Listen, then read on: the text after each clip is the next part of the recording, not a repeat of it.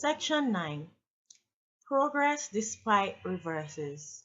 1924 to 1946. A. Last of the pioneers dies.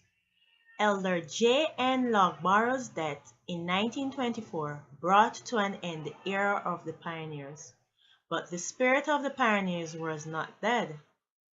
At the next General Conference session, 1926, 150 workers were sent to overseas fields.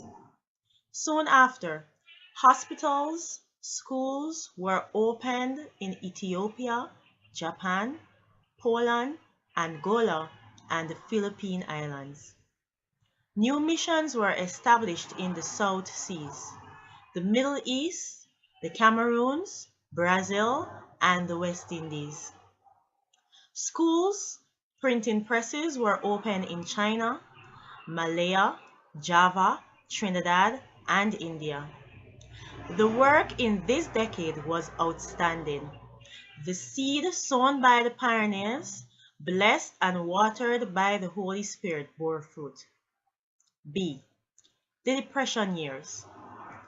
The financial depression that swept the world in 1929 and following years slowed somewhat the progress of the church. In 1930, Elder C. H. Watson, president of the Australasian Division, was called to be president of the General Conference. He was noted for financial integrity and business acumen. As a result of the Depression, from 1931 to 1934, the world income of the church decreased by US 54 million. However, it is thrilling to note that the membership increased by 90,000 persons, that is. 48 missions were established and 654 additional workers were employed. Truly, the Lord rewarded the faith and work of his people. C. First medical launches. In 1931, two nurses, Leo B. Halliwell and his wife Jessie, put into service the first of a fleet of medical missionary launches that plied the Amazon and other rivers of South America. The first launch was purchased because there was not enough money for a hospital.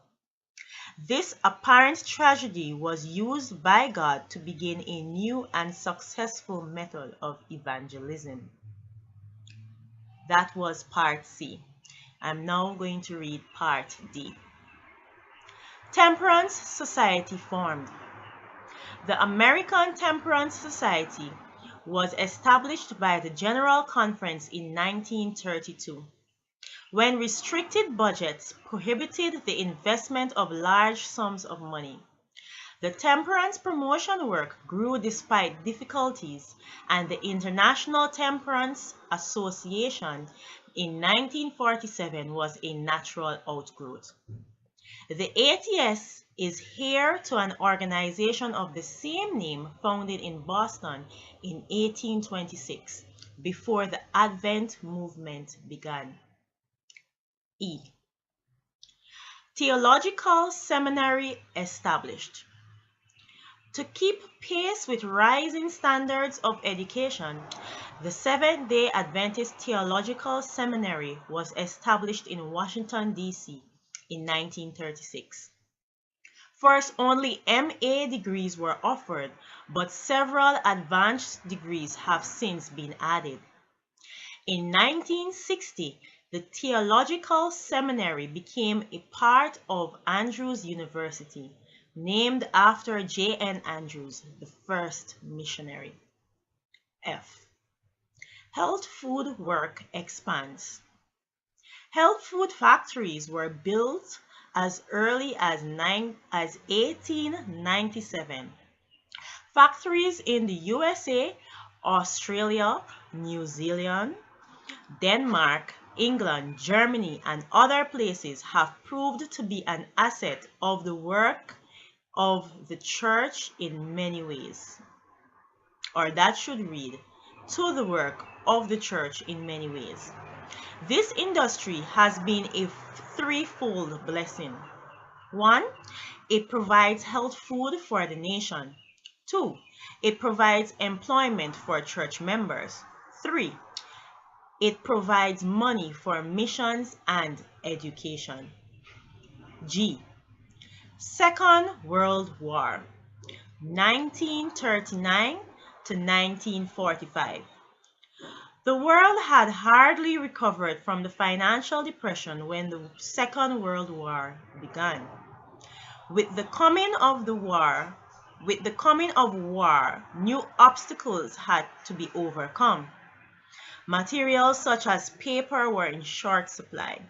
Transportation was difficult. Buildings and properties were destroyed. Some workers were interned, conscripted, or had to evacuate their fields of labor. However, the Lord's hand was still over his work, and it prospered to an unexpected degree.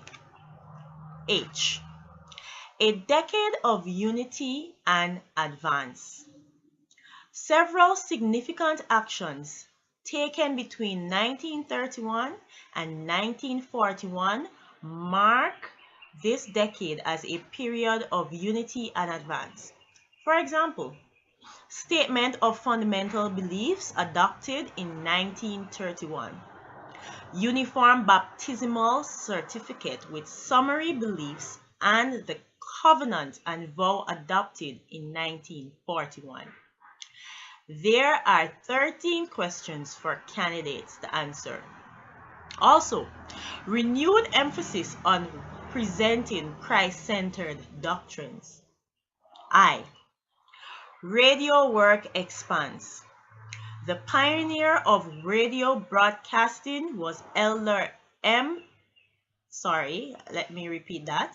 The pioneer of radio broadcasting was Elder H.M.S. Richards. He got the idea in 1920 and made his first broadcast in 1926. He started in a very humble way, for his office was a converted chicken house, and it was not until 1941 that the Voice of Prophecy was accepted as a denominational project. Today it broadcasts coast to coast in the North American division using about 800 stations. Affiliated programs of the Voice of Prophecy are heard on more than 1,000 stations outside North America. H.M.S. Richards Jr. followed his father as VOP speaker. The Bible Correspondence School proved to be an excellent way of following up interests and has been used to lead thousands of the truths for these times. Radio broadcasting has also prospered in other countries and is now an important method of evangelism.